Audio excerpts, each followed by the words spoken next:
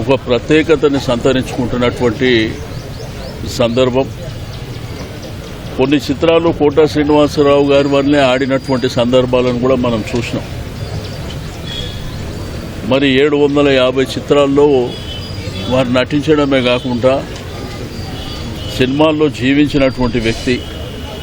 అనేకమైనటువంటి నంది అవార్డ్స్ కానివ్వండి, పద్మశ్రీ కానివ్వండి, ఫైమా అవార్డ్స్ కానివ్వండి, మరి వారికి రావడమే కాకుండా ఒక బ్యాంక్ ఎంప్లాయీగా ఆ తర్వాత రంగస్థానంలో నాటకాలు వేస్తున్నటువంటి సందర్భంలో మరి చలనచిత్ర పరిశ్రమకు రావడం, వారి యొక్క సుదీర్ఘమైనటువంటి ప్రయాణం.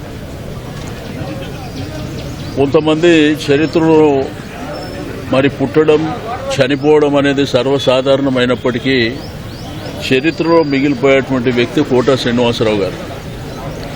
వారికి నాకు చాలా అనుబంధం.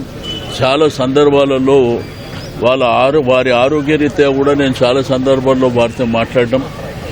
రెండోది, శాసనసభలో కూడా ఒక ఎమ్మెల్యేగా మేమందరం కలిసి పనిచేసినటువంటి సందర్భంలో ప్రతిరోజు వారి దగ్గర కూర్చొని చాలా విషయాలు నేర్చుకుంటున్నటువంటి సందర్భం అని చెప్పి నేను ఈ సందర్భంగా తెలియజేస్తూ, ఈరోజు చలనచిత్ర పరిశ్రమకు తీరని లోటు, ఇటువంటి గొప్ప నటుడిని కోల్పోవడం అనేది బాధాకరమైనటువంటి అంశం.